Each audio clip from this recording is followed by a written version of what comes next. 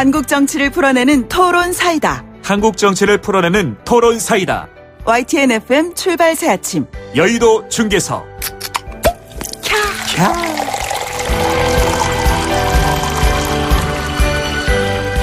한국 정치를 풀어내는 토론 사이다. 여의도 중계석 시간인데요. 오늘 이 시간 연륜과 깊이가 누구보다도 다른 두 정치인이 모셨죠. 여의도 정치 상황을 정말 명쾌하게 풀어주실 두 분입니다. 더불어민주당 서른 최고위원 나와 계시고요. 안녕하세요. 네, 반갑습니다. 민주당의 설훈입니다. 네, 자유한국당의 홍문표 의원 나와 계십니다. 안녕하세요. 홍문표 의원입니다. 반갑습니다. 네, 반갑습니다. 오늘 말씀 나누실 게 좀 있네요. 오늘 개각일단 예정돼 있습니다. 제가 이목이 집중되는 이 사람 얘기를 하면서 처음에 홍 의원님께 먼저 여쭤봐야 될 것 같아요. 이게 박상기 법무장관 후임으로 내정된 조국 전 청와대 민정수석 얘기인데요. 사실 야당에서 이 조국 전 수석을 그동안에 계속해서 공격해왔고 또 입각하는 것 자체에 대해서도 상당히 비난이 많았는데 인사검증에 실패한 부적격 장관이다. 왜 이 사람을 계속해서 뭔가에 기용하려고 하느냐. 업무 능력에 문제가 있지 않느냐. 이런 얘기 계속 하셨거든요. 어떻습니까? 그런데 기용설과 네. 기용이 됐다는 것이 우리 그렇죠. 서른 최고위원만은 알 수 있을 것 같은데 확실합니까? 기용됐다 생각하고 말씀해 보시죠. 아, 그래요? 그러면 이건 문제가 있습니다. 네. 어떤 문제가 있나요? 설명해 주신 대로 민정수석은 공직기관과 인사검증을 주로 하는 자리 아닙니까? 그렇죠. 그런데 역대 민정수석 중에서 많은 언론이 평가하기를 최대로 문제가 있었던 사람으로 평가를 하고 있고 예. 그 실례는 이 장관이나 차관들이 그 소위 인사검증에서 낙마된 분이 11명이나 있고 또 문제를 있어서 스스로 그만둔 사람이 또 6명 또 문재인 대통령이 국회에서는 안 된다고 했는데 직권으로 또 임명한 분이 8분 이러면 한 50여 분 중에 인사 중에서 11분, 6분, 8분이 인사검증에서 낙마한 사람을 또 부적격자를 골랐다는 거는 인사검증이 실패라는 것이고. 네. 또 그다음에 공직기강은 뭐 우리가 이미 잊혀진 것도 있습니다만은 버닝성 경찰 유착 문제라든지 그다음에 특별검찰 문제 그다음에 김태호 소위 그 민간 사찰 문제 등등 수도 없는 것들이 공직기강에서 제대로 검증이 안 됐다는 부분, 인사에서 그렇고 또 특히 그 우리가 오늘 신문이나 많은 소위 뉴스에서 나옵니다마는 이 조국 수석이 나온 그 서울대에서 네. 반대하는 목소리 대자보까지 붙고 또 최근에는 아주 부끄러운 얘기죠. 서울대 부끄러운 동문 1위를 할 정도로 지금 네. 나왔는데 굳이 대통령이 이러한 소리를 다 들으실 텐데 네. 이것은 대통령의 나는 아집이나 고집이지 이 국민의 소리를 듣고 하는 건 아니지 않느냐 네. 이렇게 지적을 합니다. 네. 어떻게 생각하세요? 이런 네, 뭐 지적에 조사를 대해서. 많이 하셨는데 네. 인사검증의 실패라는 부분은요. 역대 그 인사청문회 제도가 있고 난 뒤로 보면은 엄청나게 많은 사람들이 그 인사청문회에 걸려 나가요. 있지만은 그러나 그거는 뭐 우리 정부만 있었던 문제가 아니고 전 정부도 더 많이 있었던 사실들이기 때문에 네. 그걸 가지고 된다 안 된다 표준을 잡는 거는 좀 그렇다 생각하고요. 문제는 문재인 정부는 촛불혁명으로 등장했습니다. 예. 그래서 촛불 정신을 살려나가야 되는데 그건 이제 이 핵심적 계획 과제가 촛불혁명에서 온 핵심적 계획 과제가 사법개혁 검찰개혁입니다. 네. 이걸 해내야 되는데 그럼 이걸 누가 할 것이냐. 네. 책임자가 누구일 것이냐 이렇게 물어보면 이제 윤석열 검찰총장이 이번에 돌아왔습니다마는 네. 거의 많은 사람들이 조국 교수가 했으면 좋겠다. 이제는 교수였으니까요. 그때부터 서울대 있을 때부터 그런 얘기들이 나왔습니다. 그래서 이 청와대 들어오고 그리고 청와대에 있으면서 그 민정수석으로 일을 쭉 해놓으면서 여러 가지 일들을 했는데 지금 이 시점에서는 이 개혁 과제들을 어떻게 잘 해낼 것이냐. 호흡이 맞아요. 누구랑 대통령과. 네. 대통령과 호흡을 맞춰서 이 검찰 개혁과 사법 개혁을 해내야 되는데 이걸 해낼 수 있는 유일한 사람이 뭐 유일하다면 좀 과장일지 모르겠습니다만은 조국이다. 이게 일반적으로 적어도 우리 여권 내에서는 통용되는 이야기들이었습니다. 네. 그게 뭐 학생들이 어떻게 보고 국민들이 어떻게 보느냐 국민의 시각은 또 다른 측면이 따로 있습니다. 국민들도 우리 당을 지지하는 분들 중에서는 조국이 제일 적임자일 것이다. 이런 지적이 훨씬 많습니다. 그래서 이건 이제 보는 시각에 따라 달라질 수 있는데 개혁을 어떻게 할 것이냐는 문제에 초점을 놓고 본다면은 적임자는 역시 조국일 것이다. 이렇게 본다는 시각이 있다는 것. 네, 그러면 의원님 제가 서른 의원님께 한 가지만 좀 여쭤보는데 그러면 조국이 나타나기 전에는 민주당에는 도대체 어떤 사람들이 일을 했다는 것인지. 아니 지금 우리가 아까 제가 말씀드린 대로 개혁 과제를 어떻게 완수해낼 것이냐. 예.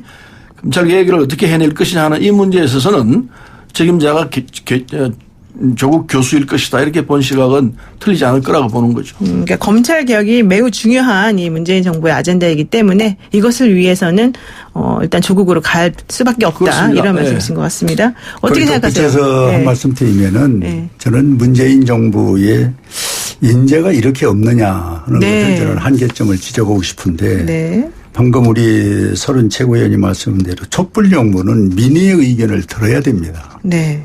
그렇게 해서 탄생된 정부라면 그러면 서울대학교 동문들 그 많은 동문들이 여론이 부끄러운 소위 지도자로서 제1위를 할 정도 되면은 이것도 민의 중에 큰 민의거든요. 네. 그다음에 어떻게 그 모교에서 대잡을 붙여서 이 소위 조국에 대해서 많은 비판을 하고 있는 이 상황에서 그리고 또 이 개혁을 조국 이 수석 외에는 못한다. 네. 이거는 참 대한민국에 얼마나 수많은 인재가 수도 없이 있는데 이게 대통령 주변에 사람이 없다는 증거다. 이렇게 전 반문을 하고 있습니다. 하여튼가 뭐 전 꼭 대자부를 누가 어떻게 해서 어떤 과정을 거쳐서 그게 나오게 됐는지는 잘 모르겠습니다만은 반대 대자부도 얼마든지 나올 수 있을 거라 생각해요.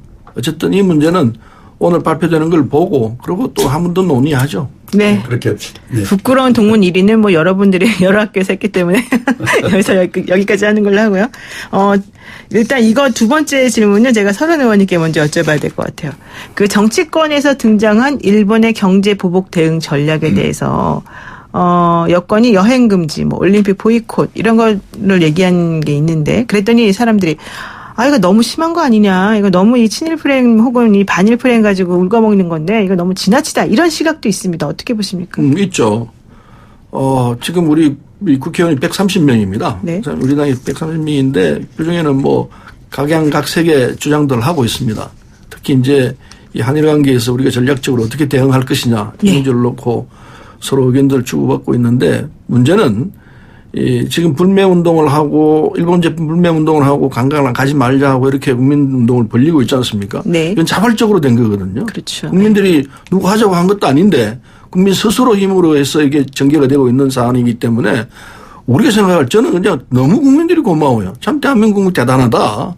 그런데 이게 참 효율적으로 잘 되고 있습니다. 관광만 하더라도 일본의 중소도시들은 지금 뭐 거의 직격탄을 맞았다고 보고 있습니다. 오사카 이런 데. 뭐 대마도 같은 데는 뭐 황비였어요. 그래서 일본이 지금 제일 아파하는 부분은 이런 부분들이기 때문에 이런 부분들이 국민들이 자발적으로 참 잘하고 계시는데 이걸 중앙정부든 지방정부든 이 정부 쪽에서 나서서 또는 여당에서 나서가지고 이걸 하자 말자 하는 것은 이건 별로 바람직하지 않다. 그리고 우리 당내에서 일부 이런 의견이 있지만은 뭐 최고위에서 한 번도 이 논의가 된 적은 없습니다. 네. 오히려 저는 그렇게 얘기했습니다. 노 재팬보다는 노 아베라고 했었더라면 훨씬 좋았을 것이다 이렇게 얘기했고 그게 일반화되는 것 같아요. 네. 그래서 그것도 국민들이 한 얘기들이거든요.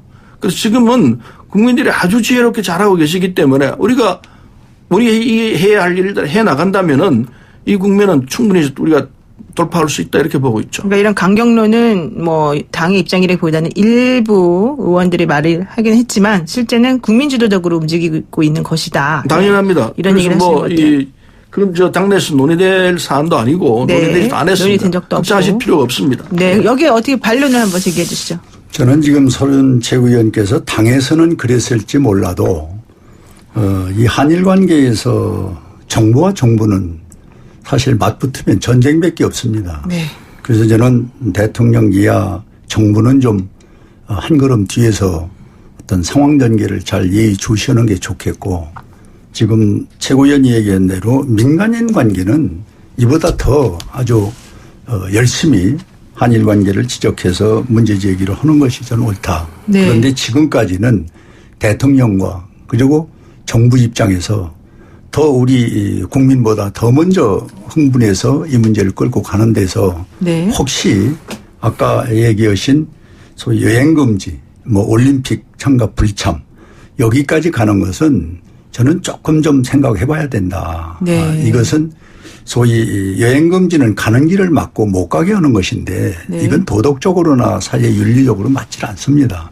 그다음에 올림픽 정신이라는 건 뭐 아시는 것과 마찬가지로 인종차별도 없고 평화 자유인데 그걸 그르치는 것을 한국이 선행을 해서 올림픽을 안 가겠다. 여기까지 가는 거는 조금 저는 잃는 문제고 그걸 정부가 앞장서서 또 대통령이 얘기를 하는 것은 안 맞는다. 그래서 실예로 사회 진보연대 같은 것이 좌파적인 성향을 가진 분인데 그분들도 성명 발표를 해서 정부가 이렇게 대통령이 앞서가는 건 안 된다.